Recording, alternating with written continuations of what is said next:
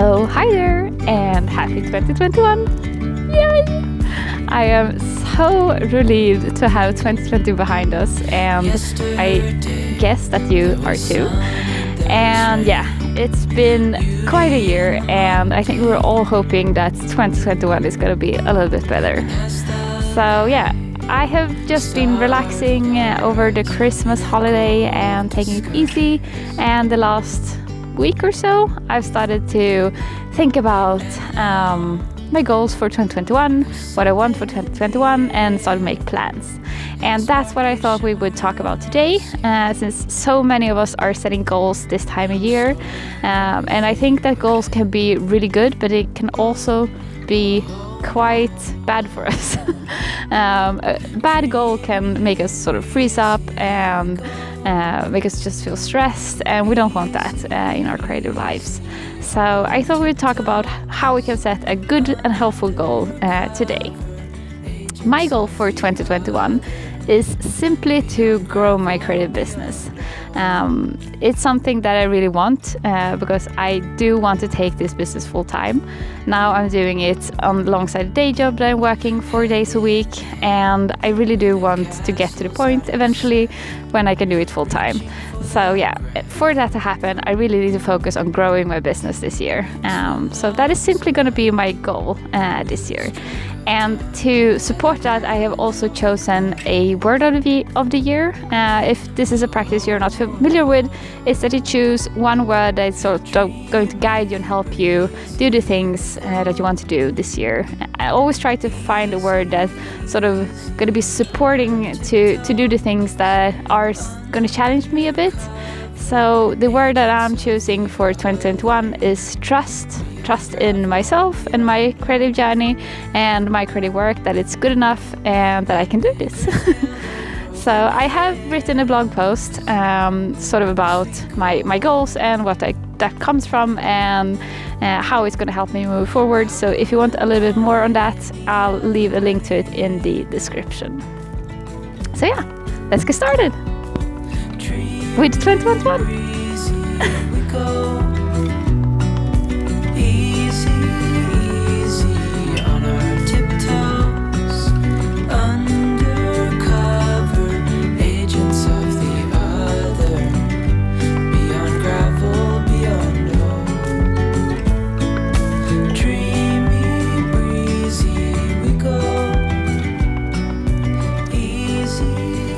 So, what is the purpose of a goal? What's the point, and do we need them? Well, I think it's like this. Some of us are motivated by goals, and some of us aren't. And there are good types of goals, and there are bad types of goals. So, I definitely don't think that you have to have a goal. If you feel that you don't need one, it's not going to be helpful for you, just skip it. But if you feel that there's something that you want to either challenge yourself with, or you need to sort of focus on something, or you just feel like goals are fun and helpful for you, then stay tuned. Because I think that a goal can be very helpful. It has been very helpful for me in the past, but I also set some goals that really didn't work for me. So I think the backside to setting goals, when we set goals that doesn't work for us, they have a tendency to just be a stick that we beat ourselves with. They become a sort of way to measure our success, and just to make us feel like a failure, essentially. That is a bad kind of goal.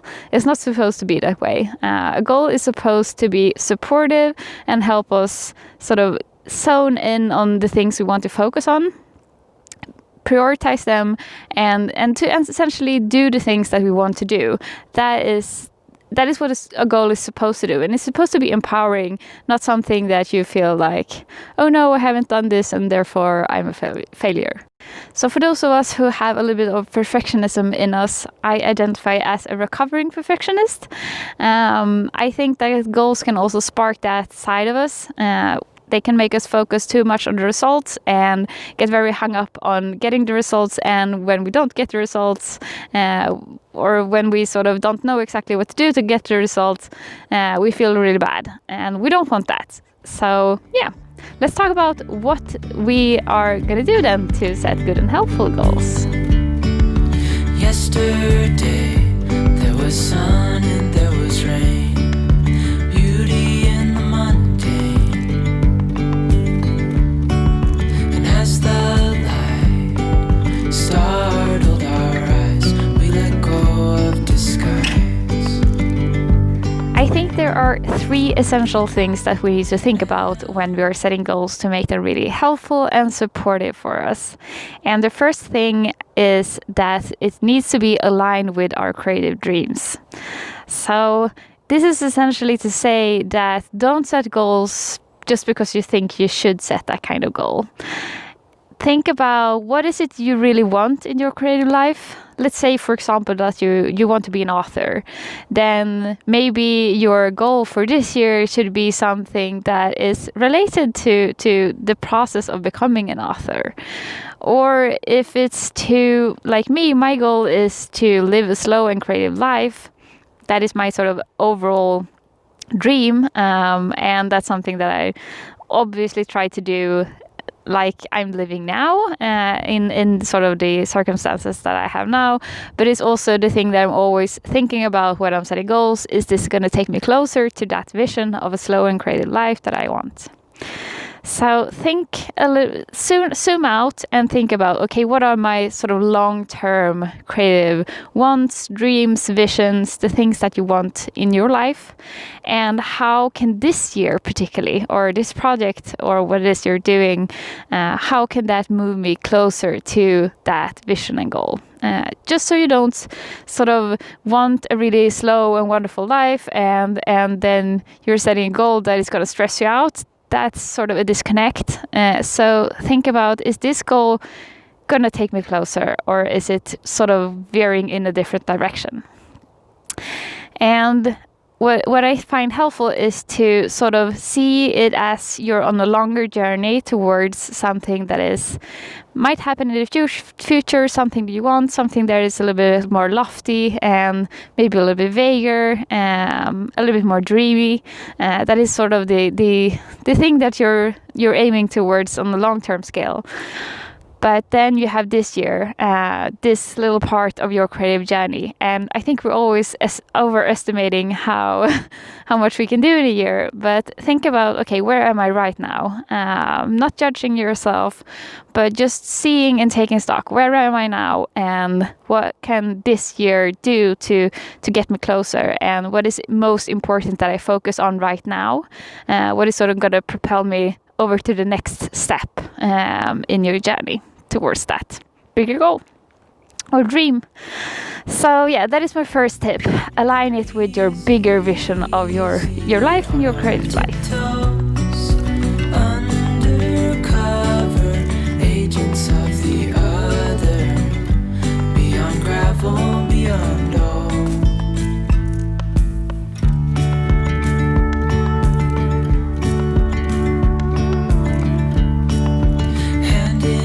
The second thing to think about is to set a realistic goal.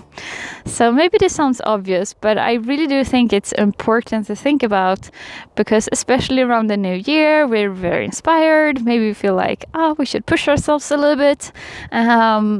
It's easy to set goals that are good, but maybe not 100% realistic. And what will happen then is that you will start to feel bad when you realize that you can't reach this goal because it's a little bit too high or too much for you to do in a year or a project.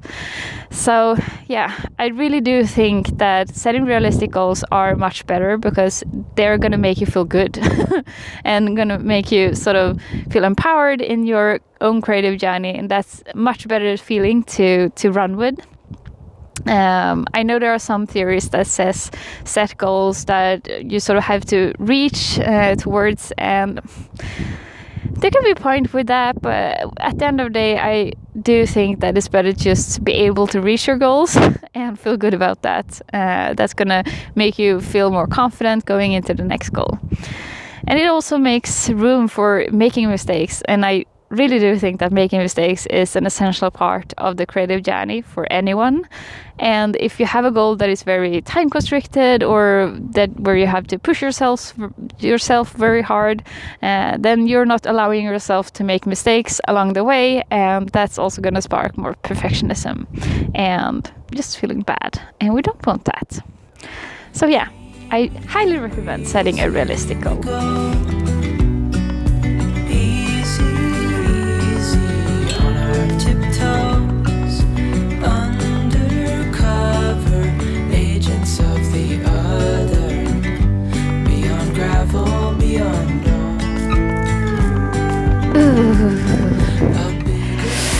Okay, it is getting very cold, so let's crack on with tip number 3, and it's to set process-focused goals.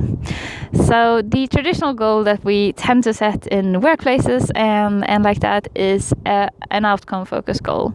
That might be, for example, to hit a certain sales figure, or a number of subscribers, or get a book deal, for example.